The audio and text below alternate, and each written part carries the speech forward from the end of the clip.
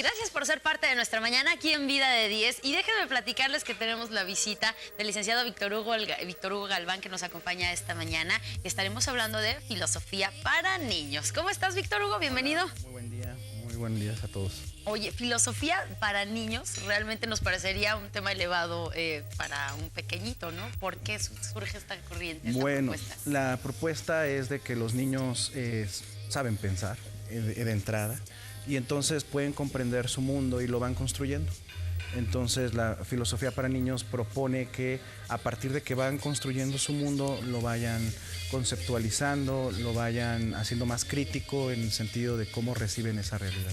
Oye, eso es importante, ¿no? Estamos generando un individuo pensante, crítico y no nada más un borreguito que siga la manada. Sí, cuántas veces hemos visto que nuestros hijos preguntan y preguntan y el problema aquí es de que esa pregunta a veces no recibe respuesta o a veces no está bien formulada. Y cuando recibe la respuesta generalmente son prejuicios de la gente, de la moral, y entonces con eso se queda. Se van perpetuando los prejuicios y como discursos que no permiten que evolucione también nuestro pensamiento como sociedad. Exactamente, entonces el niño se queda con eso es lo que me dijeron que era bueno y entonces lo tengo que aceptar. Y entonces ya no hay una parte crítica que él diga, ¿pero por qué, no? No lo ponen a reflexionar, es nada más, ahí está la pastilla, te la tragas y se acabó. Y acéptala. Y entonces el niño, la idea es de que no la acepte o de una buena manera la acepte en el sentido de que él ya piense por sí mismo. Esa es la propuesta de filosofía para niños. Oye, ¿y cómo nace esta corriente de pensamiento? Bueno, resulta que en los años 60, allá en la Universidad de Montclair, un maestro les encarga a sus alumnos unos ensayos, como es hoy en día muy cotidiano, desde la preparatoria les encargan ensayos. Y de estos ensayos ve que son muy deficientes y sobre todo cuando los confronta ellos no pueden sostener su postura. Entonces él se da cuenta, este filósofo o este maestro es un lógico matemático que se da cuenta que los alumnos no pueden sostener ciertos argumentos, ciertas posturas, ciertos pensamientos, ciertas opiniones. Y entonces se llama Matthew Lipman, el maestro que lo ideó. Y bueno, dice, creo que estos ya van muy adelantados. Ajá. Entonces piensa, a lo mejor si desde niño le damos herramientas para que empiece a tomar posturas, ya cuando lleguen a nivel universitario, ya no voy a tener este conflicto que tuve directamente con estos alumnos. Y entonces empieza a preparar una serie de reflexiones en torno con los niños y prepara algo que le llaman novelas o cuentos filosóficos, donde se va a dialogar los valores incluso. Entonces en las novelas empieza a escribir una especie de novelas, de tiras incluso cómicas, en las cuales él plantea una situación, un dilema ético y el niño lo va reflexionando. Va desmenuzándolo como parte de la historia, ¿no? Exacto, y entonces la función del filósofo en este sentido es apoyarle a que vaya cuestionando esa historia y sobre todo que la transporte a su vida cotidiana y que confronte esas ideas. O sea, él no nada más lo asimila, lo apropia a su vida y también viene de una manera más natural esta parte de cuestionar y reflexionar lo que está pasando. Sí, porque a lo mejor cuando decimos filosofía para niños van a pensar o todo el mundo tiene relación de la filosofía desde preparatoria. Aquí en México es esa reflexión que son experiencias a veces muy buenas, pero la mayoría son experiencias muy tristes de filosofía, donde vieron a un maestro diciendo historias de tipos, en los mejor de los casos, y entonces es como traumante, es como algo aburrido, y entonces eso es lo que tenemos pensado que es la filosofía, ¿no? Yo les digo a mis alumnos que la filosofía no es estar hablando de gente, sino reflexionar lo que ellos dijeron a partir de nuestra vida cotidiana. Y eso es muy importante. Fíjate que esta parte que decíamos de cómo un buen sistema pedagógico puede hacerte que te enamores del aprendizaje o que le repeles por completo, ¿no? Esta parte de entender la filosofía como un cómic, como una historia divertida, también empieza a involucrarle a los pequeñitos diferentes tipos de valores. Al día de hoy, la situación como estamos nosotros en nuestro país, ¿cuál es la perspectiva con nuestros hijos o con nuestros nietos, los infantitos que tenemos alrededor? ¿Es posible el inculcarles esto o Es posible, porque no vas a ir a pintarle que vamos a hacer filosofía. Si tú le pintas, vamos a hacer filosofía, primero tendrías que explicarle qué es filosofía y es muy complicado. Entonces lo que se hace es agarrar un valor o agarrar un concepto, dígase justicia, dígase libertad, cualquier valor o cualquier concepto se puede poner en juego. Y lo que va a pasar en filosofía para niños es de que se le invita al niño que se ponga en ronda y en ese círculo el niño va a aprender a respetar turnos, porque es muy importante que ellos tengan esa idea del turno, que levante la mano y que respete a su compañerita o a su compañerito que está ahí al lado y que diga, oye, está hablando, no lo tengo que interrumpir. Entonces, primero se trabaja que respete turnos. Entonces, ahí está ya una función de valor, que es el respeto y la tolerancia a lo que dice el otro. Después, posteriormente, que también respete dentro de su turno su tiempo, que sea concreto, ¿no? Tantos niños se pasan hablando y luego se desvían a otros temas, Hay que ayudarlo a regresar. A lo mejor te va a comentar que en la mañana comió tal, dentro de su opinión, pero hay que regresarlo, ¿no? Poco a poco. Es un proceso lento, ¿no? Pero yo creo que los niños se divierten porque es lúdico. No, si ni siquiera se dan cuenta que están como en un ejercicio de aprendizaje, es más bien un juego. Sí, es un juego, se le cuenta la novela, la historia, y es pequeña la historia, incluso se le puede hacer vivencial, se le puede hacer una especie de cuentacuentos, o con títeres, o en una u otra manera le puedes leer. Yo he descubierto que cuando le lees ponen muchísimo más atención que cuando viven. Claro. Cuando leen están muy atentos siguiéndote la historia. No necesitas incluso preguntarles de qué se trató. Ellos sí te van siguiendo y te van poniendo mucha atención. Y ya después, las preguntas parecerían que después de leer tendrías que preguntar sobre qué se trató, pero no. Ahí a partir de eso, tú vas reflexionando si en la historia se trató de que el niño le quitó dinero a su papá, por ejemplo, o rompió alguna maceta y no le quiere decir a su papá. Entonces, empiezas a reflexionar con esos procesos de vida en particular. Vivencias muy básicas, ¿no? Sí, Cualquier niño puede tener. Y el niño va soltándose en su opinión. Cuando nosotros hemos visto que después de varias sesiones el niño o la niña empieza a ser más concreto, toma sus tiempos más rápido para expresarse, ya no se desvía tanto, ya no avienta más ideas y sobre todo toma una postura moral o ética en el sentido de es bueno, es malo y por qué.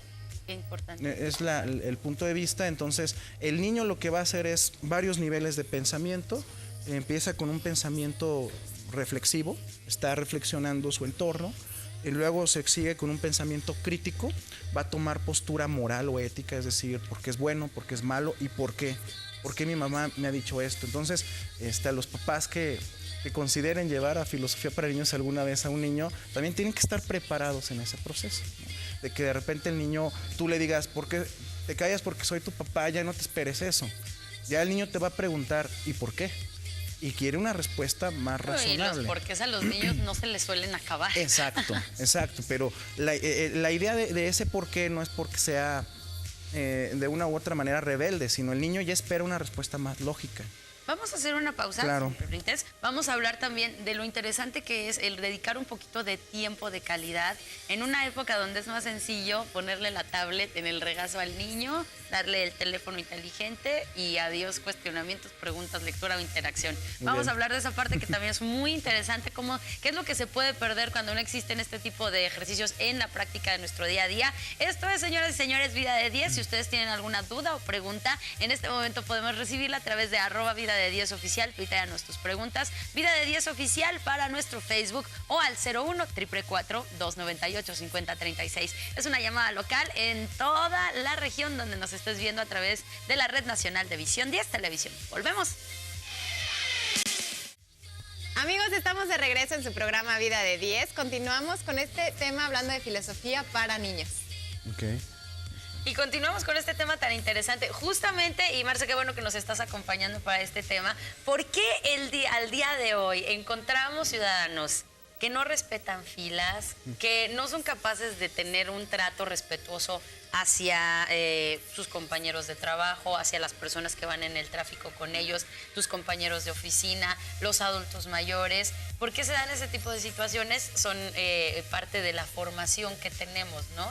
Tal vez con los que ya crecieron, dicen, el árbol que ya está torcido no podamos hacer mucho, pero las generaciones que vienen pueden tener un cambio si nosotros hacemos algo activo, ¿no? Se los inculcamos. Tiene que ver con el proceso de autonomía. La autonomía es un proceso no gratuito, no se da en macetas. La autonomía y pensar por sí mismos no se da. Incluso lo que hacemos también nosotros en Grandes le llamamos cafés filosóficos. Juntamos a gente para que reflexione un tema y te encuentras muchas sorpresas, porque a veces nosotros pensamos que tenemos los conceptos muy claros. Por ejemplo, yo puedo decir, tengo 5 amigos, o tengo 10 amigos, o tengo los 100 de Facebook, ¿no? Pero entonces le dices, entonces tú has vivido la amistad. Sí, ¿eres buen amigo? Sí, soy muy buen amigo o mal amigo, ¿no? Y cuando le preguntas, ¿y qué es la amistad? Se frenan. No dices, sabes ni qué y es la quieren amistad. expresarla. Un botón que viene en Facebook. Y ¿no? entonces te empiezan a decir, bueno, es tener esto. Y entonces la tarea del filósofo es ayudarle a mejorar cómo lo está diciendo y qué está expresando. Mejor está expresando otra cosa y no necesariamente es la amistad. Entonces le dices, bueno, empiezas a jugar incluso con una especie de ironía. Es como también como una mesa de debate. ¿Se puede llegar todavía así como a esa situación? Cosas que tú crees tener muy claras Ajá. de un concepto, ¿Y qué te dicen? te das cuenta Oye, que lo tienes malentendido, erróneo. ¿no? Sí, incluso lo que es poner en juego tu conocimiento, que aceptes que no sabemos. Esa idea es una idea socrática. Sócrates era una persona que hacía esto. El griego y filósofo Sócrates jugaba con las personas en ese sentido y les hacía dudar de lo que sabían. Las personas afirmaban que sabían, pero él les evidenciaba que realmente no sabían. De ahí la frase muy famosa de Sócrates que dice, yo solo sé que no sé nada. Porque si yo acepto que no sé nada, entonces voy a ir a investigarlo. ¿Cuántos maestros le pregunta el alumno a su maestro, oiga maestro, ¿qué es esto? Y el maestro ni sabe, pero para no quedar mal, dice algo, es esto, suelta algo. ¿no? Pero aquí la idea es tener una especie de humildad intelectual, en el sentido de decir, no sé, pero mañana te lo Buscar investigo. el conocimiento juntos. Sí, y es lo que pasa también con los papás. Oye, papá, ¿por qué el cielo es azul? Y le da explicaciones. Pero, ¿por qué no se mete? Incluso ya tenemos herramientas. Los buscadores que están al alcance están de la al mano. alcance de la mano y tú puedes decir, oye, mira, aquí sale esto, ¿no? Y se vale reconocer que no sabemos. También una parte que me parece interesante de este proceso es muchas veces delegamos todo lo que tiene que ver con el sector educativo o formativo a la escuela. Claro. Una vez llegando a la casa es yo te voy a hacer que te comportes, voy a hacer que cumplas tus obligaciones, pero también se desestima el papel de educación que tenemos en casa. Y no hablo nada más de los papás, los tíos, los primos, todos los que estamos en el entorno de un niño contribuimos a su formación y a su educación, ¿no? Y estos ejercicios que nos comentas pueden ser muy bien aplicados para complementar las interminables carencias que existen en nuestro sistema educativo. No, de hecho, te das cuenta en Filosofía para Niños todas esas carencias. Salen a la luz. Cuando tú hablas de libertad, cuando tú incluso puedes poner en juego el concepto de mentira. Y entonces ahí te das cuenta de muchísimas cosas. Que tu papá te dice que vayas a mentir. Lo que mi papá le dice a mi mamá cuando... No, y ahí ya salió a la luz. Mi mamá cuando llega el señor de la tanda a cobrar. No, o por ejemplo que, oye, es que mi papá me dice que no diga esto a los demás. Y es, ¿por qué llegaron a esta hora, no? Es que estábamos trabajando y no era cierto. Pero el niño, cuando dice la verdad, hasta lo regañamos. Ajá. Es que estaba mi papá viendo la tele. Cállate, ¿no? Entonces el niño, de una u otra manera, dice, entonces mentir es bueno o es malo. Y nadie le contesta. Si lo pones en conflicto. Sí, entonces en el día de mañana, por eso esa respuesta de por qué se meten en las filas, por qué hay tanta corrupción, bueno, porque son procesos que se dan en casa y no nos hacemos responsables. Y no se dieron en 2 días. No se dan en 2 días. Y a veces ni somos conscientes de que lo que estamos generando, ¿no? Se nos hace normal decirle al niño, no digas. Sí, estamos arrastrando muchísimas cosas. Porque sabes que implica una enorme responsabilidad de actuar congruentemente con lo que estás diciendo y muy pocas personas asumen ese costo. Claro, ¿no? Y aparte les duele a las personas porque si llevas a tu niño a Filosofía para Niños, ten por seguro que empieza a ser reflexivo. Y eso no lo queremos. Queremos que el niño esté apaciguado y darle una pastilla. Ya. Y que no nos diga nada y que no nos moleste.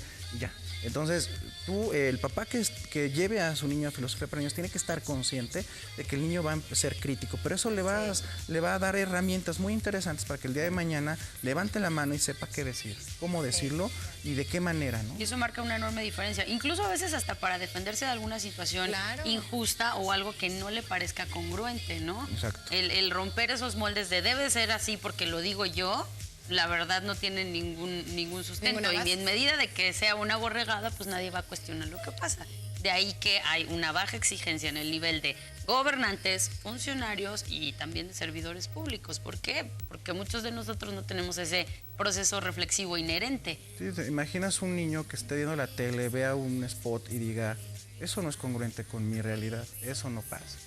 Incluso, bueno, eso sí es congruente, porque sí, porque no, eso no pasa.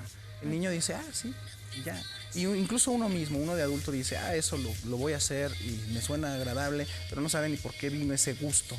Y bueno, es válido ponerlo en crítica, es válido ponerlo en duda, y ya si te gusta o no, eso ya es otro proceso, ¿no? Sí, pero que el hecho de que lo aceptes sea un reflejo consciente, Exacto. pensado, no porque te dieron esto es lo que hay y lo ya, aceptas y tómalo punto, ¿no? así. Sí, tu propio punto de vista, tu propia crítica, en base pues, a conocimientos también. Claro, ¿no? Y a veces pensamos que los niños no tienen nada que decir. Uy. Te sorprenderías Uy, de que sí. los niños ya en grupo, ya así, y armando las ideas es muy interesante. Cómo van reflexionando su realidad, cómo van reflexionando su vida, es muy, muy interesante. Los pequeños maestros, ¿desde qué edades es óptimo el hacerles participar en este tipo de dinámicas? Pues bueno, Matthew Liebman le llama filosofía 318, la filosofía desde los 3 años. Realmente un niño de 3, 4 años parecería que incluso apenas está hablando, ¿no? Pero no, ya su cabecita pero ya está. Y hay está discernimiento, ya está tomando claro. cosas de la realidad.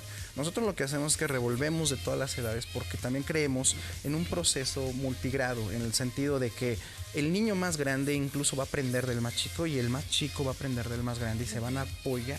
También ahí estimulas la cooperación, la solidaridad. Entonces, no solamente se ponen en juego en el diálogo, sino los valores también se ponen en juego en la sesión. Si el niño no respeta, creo que el mismo grupo lo va nivelando. Sí, exacto. Y eso es algo bien padre, fíjate, a mí me ha tocado ver como espectadora situaciones donde entre niños chiquitos están, no sé, jugando y a ver, no, es que te tienes que esperar a tu turno, por eso estamos haciendo esta fila. ¿Cómo existe ya inherentemente ese sentido de respeto, de orden, de incluso el mantener a cada uno en su sitio, de darle su lugar? Y no sé en qué momento de la vida viene la descompostura, pero si desde chiquito se mantiene como esta formación dentro de la ética y se sustenta con la filosofía, yo creo que vamos a tener seres humanos mucho mejores cada Y generación. es ¿no? eso, agregar a nuestra educación de los niños esta parte de la filosofía que nos hace falta. Sí, porque les comento, la filosofía es desconocido. ¿Qué alcances tiene la filosofía? Se piensa que nada más es reflexionar y que la filosofía del cangrejo. Y cuando se habla de filosofía, incluso piensas en un estudiante. La tarea de no, qué prepa. flojera, ¿no? O piensas en un estudiante que está fumando cosas, ¿no? Entonces, no es así. La filosofía, incluso como madre de todas las ciencias, propone un proceso de investigación. Es un proceso de investigación. Para vender, tuviste que haberte hecho una pregunta. ¿Cómo lo vendo? ¿Qué sentido tiene dar este producto? ¿Qué se necesita? ¿Qué se necesita? Son preguntas. La filosofía, más que respuestas, que es lo que quiere la vida ahora, propone preguntas y que esa pregunta te vaya marcando y te generes nuevas preguntas y que sabemos que la vida no tiene una respuesta como tal. Muchas veces le decíamos a muchas personas, o muchas personas nos preguntaban, ¿por qué se preguntan tantas cosas tan tontas que ya están en la vida, ya están aclaradas en la vida? Y ya incluso tiene su definición, sí, pero ponlo en juego contigo mismo. ¿Tú cómo asimilas esa definición? Exactamente. ¿Cómo lo Si no, no explicas? evolucionaría el conocimiento ni la raza humana. Serían por ende. los Exacto. mismos conceptos Como durante miles de robotitos. años. Así es. Y eso no pasa. Muchas gracias. Buenísimo, Hombre, gracias a Muchas ustedes. gracias por tu Acompáñanos. tema. Agradecemos que nos compartas tus conocimientos, por supuesto, y que nos acompañes. Ya sabes que este es tu casa. Gracias, muchas gracias. Muchas gracias. Señora, vamos a hacer un corte comercial, pero no se vaya porque hay más que compartir aquí en Vida de 10. Volvemos.